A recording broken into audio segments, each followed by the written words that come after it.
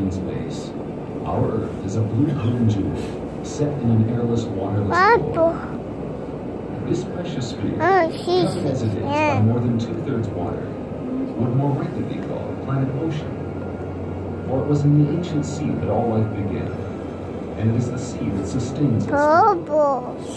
Some of the ocean's inhabitants have remained perfect and unchanged since the dawn of time. Others have left the sea to walk or crawl upon the land, and some, like the great whales, the seals and sea lions, have returned to it. The creature who have most recently attempted this homecoming is man himself. With faltering, furtive steps, we're just beginning to unravel the timeless mysteries of the oceans. And by doing so, find it not the dangerous, dark, and unwelcoming place of myth, look, Khaleesi, but a fragile and beautiful world in which we are still but mere visitors.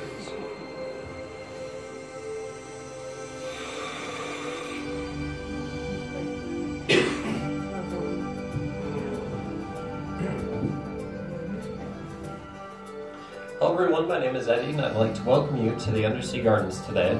I'd also like to introduce to you our wonderful diver. This is Mike, and Mike will be our guide through the small corner of the underwater world.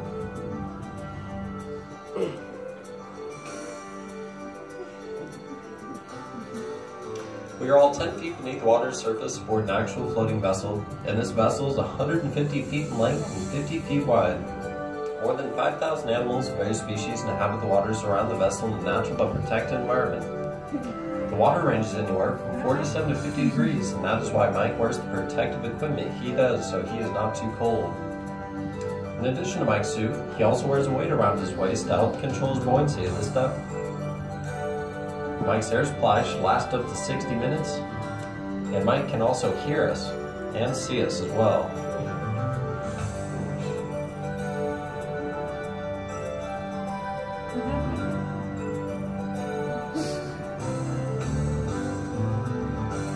Today we'll be starting to show off with the Dungeness crab.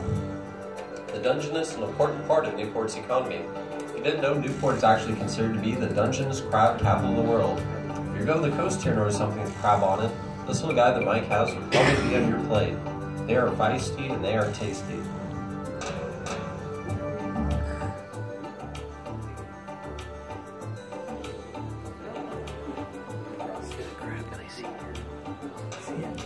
Crabs, being crustaceans, are members of a group of creatures that in sheer numbers dominate the Earth and have done so for more than 500 million years. The crab's hard shell is in fact its skeleton, so that in order to grow, it must be shed and replaced by a larger one, up to 7 times in a lifetime. Once hatched from its egg, the crab spends the early stages of its life swimming freely amongst the plankton. A master of adaptability, the crab inhabits every corner of the ocean and ranges in size from less than half an inch up to 11 feet across. The crabs most commonly found in our waters include the red rock, the box, the hermit, and the Dungeness. Generally solitary dwellers, crabs prefer to remain hidden in crevices or, in case of a hermit, in discarded shells of other creatures. 2 of the crab's legs have been developed into powerful pincers for feeding and defense. In case of a larger species, a painful wound may be inflicted. As a secondary line of defense, the crab has the ability to shed and regenerate its limbs, often giving up a limb to a serious predator, and hopes the predator won't be too hungry and will leave the rest of the crab alone.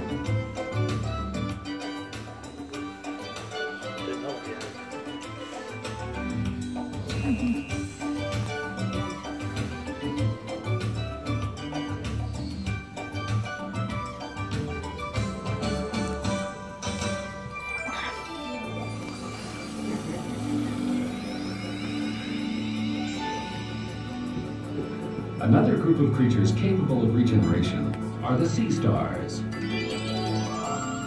In fact, in some cases, should the animal be cut into 2 or more pieces, a corresponding number of complete and separate animals will eventually develop.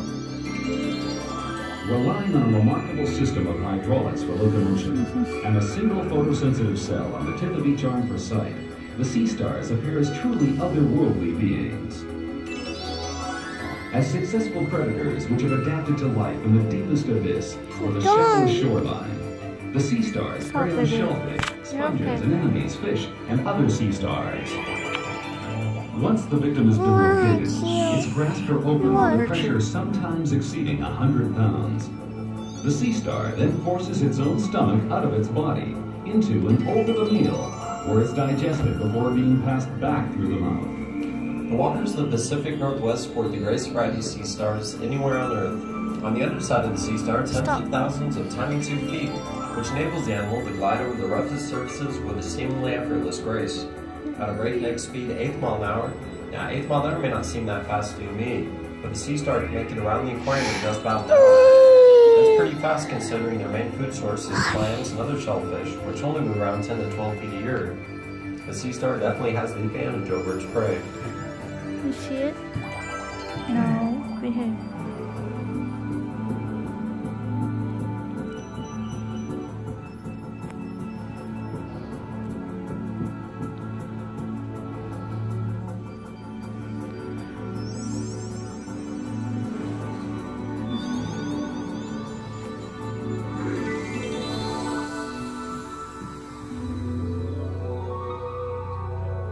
Long believed to be the link between animals and plants, anemones are now known to be carnivorous animals, closely related to the corals, hydroids, and jellyfish.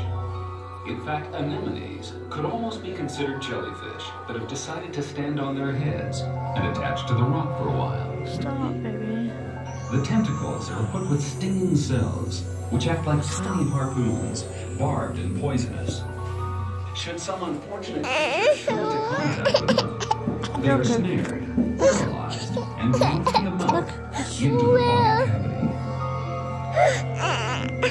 As very prolific and colorful as flowers, anemones will often congregate in huge numbers, where the action of wave and current afford a rich and plentiful food supply. In these areas,